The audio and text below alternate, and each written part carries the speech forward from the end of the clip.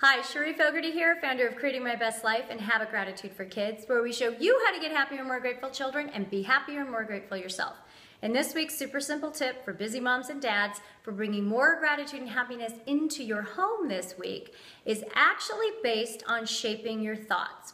We've talked about this before, but everything, every habit, everything starts with your thoughts. And we need to teach this to our children, right? So if you shape your thoughts towards gratitude and you encourage and inspire your children to shape theirs towards gratitude, that's how you begin creating the habit of gratitude. Of course, you have to have words that are in line and grateful actions. So thoughts, words, and actions need to line up in order to create the habit. And again, that's a part of a different training. But today and this week, I want you to focus on thoughts.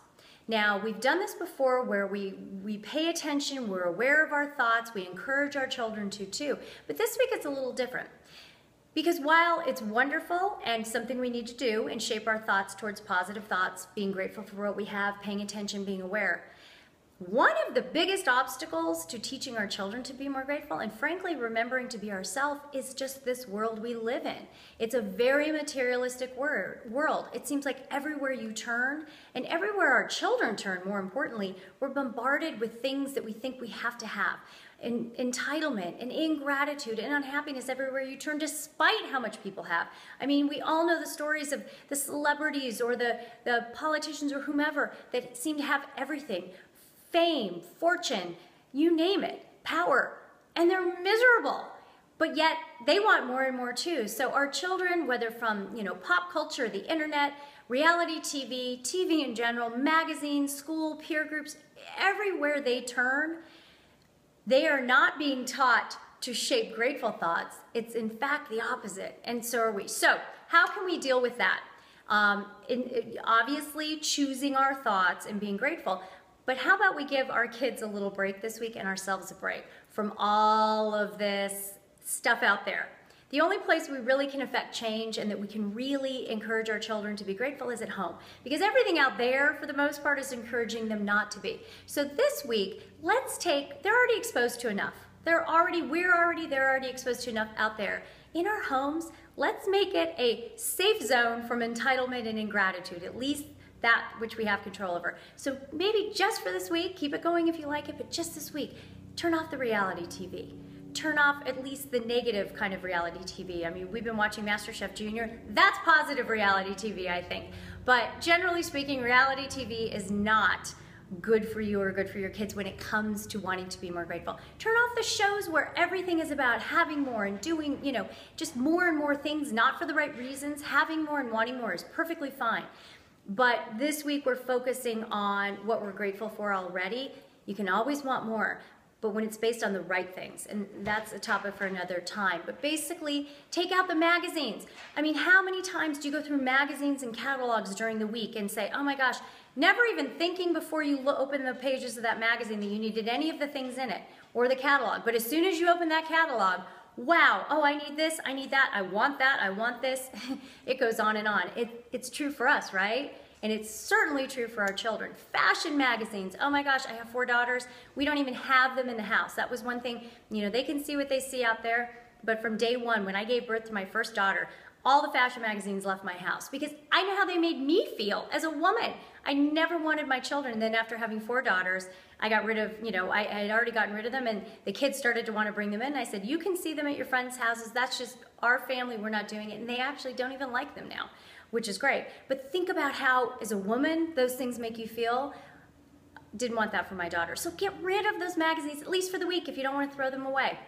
And, if you don't open them yourselves this week, you'll feel better. You'll feel more grateful. And if your kids don't, they will too. So just as much as you can, I'm not saying turn off the internet. I'm not saying don't turn on the television.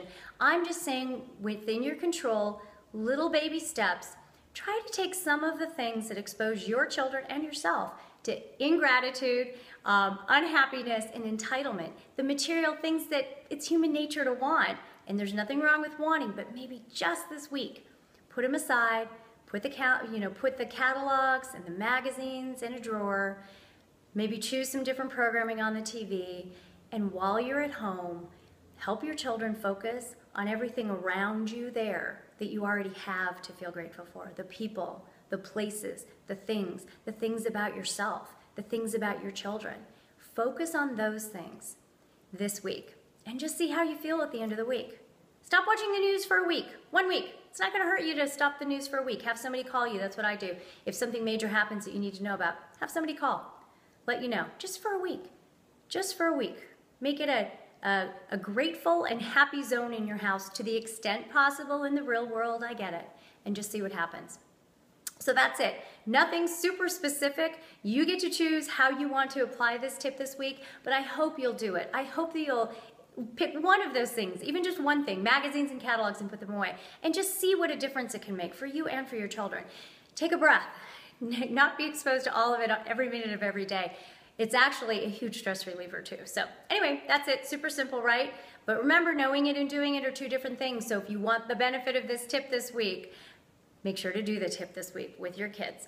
And I'd love to hear from you in the comments below and let me know what you think of this. And more importantly, after you've tried it for a few days, if you put the catalogs and magazines away, come back and let us know, A, what you chose to not be exposed to this week in your home, and B, how did it make you feel afterwards? Did you really miss it?